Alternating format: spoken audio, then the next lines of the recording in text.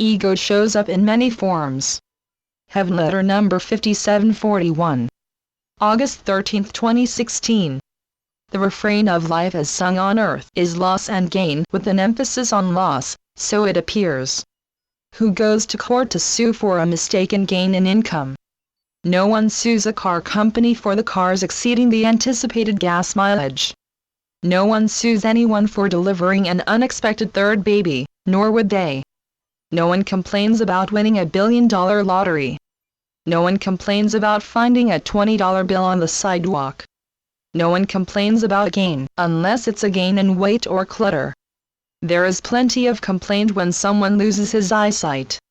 You would too, understandably, yet where was all the gratitude for your eyesight all the years when you had the good use of your eyes? In these days, age is often seen as a decline from strength, yet age often is a gain of wisdom, and, sometimes, a gain of great wisdom and great goodness of heart. You really can't say you haven't learned something during your ride on earth. I am making a case for abstinence from sense of loss, abstinence from your seeing loss, seeing the absence of someone dear to you, absconded and kidnapped to heaven as an offense to you.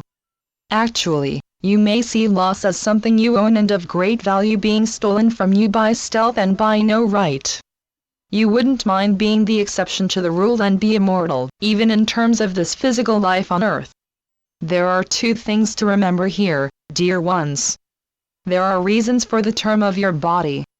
What you see as death has merit behind it. The second thing is that you don't own anything in the first place.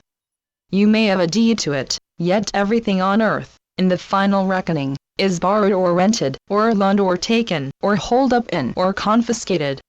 The day to pay the piper comes. There is a third thing to remember. No one owns anything.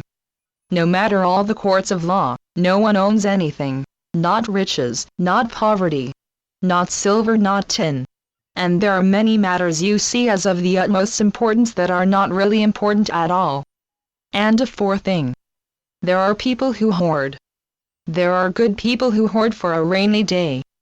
What is a hoarder but someone who cannot collect enough? What is a miser?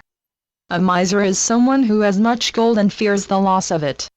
What has a miser gained, and what has a miser never had all his life? Many of the things you may see as insignificant may be of great importance, indeed. I speak of integrity and love and laughter, for example. Sometimes my children forget about joy and simplicity and why they came here to earth.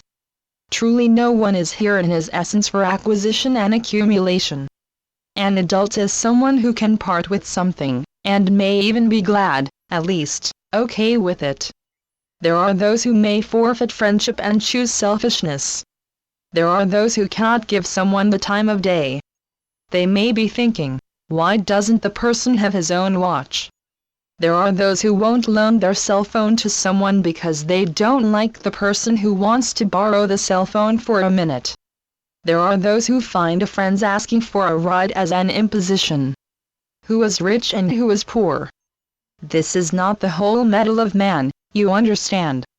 There is more to the whole story of a man beyond that he can give easily or not, for all are to stay away from being holier than thou. Self-righteousness is not such a great possession either. I tell you this, you have something to learn from everyone and everything. You can't deny that you have something to learn, can you? Some may need to learn to find their hearts and give from them. Some may need to learn to remember the joy of giving, while some have to learn not to be a patsy as well. Alas, one extreme or another seems to be capable of a ploy of the ego. Channeled by Gloria Wendroff. Heavenletters.org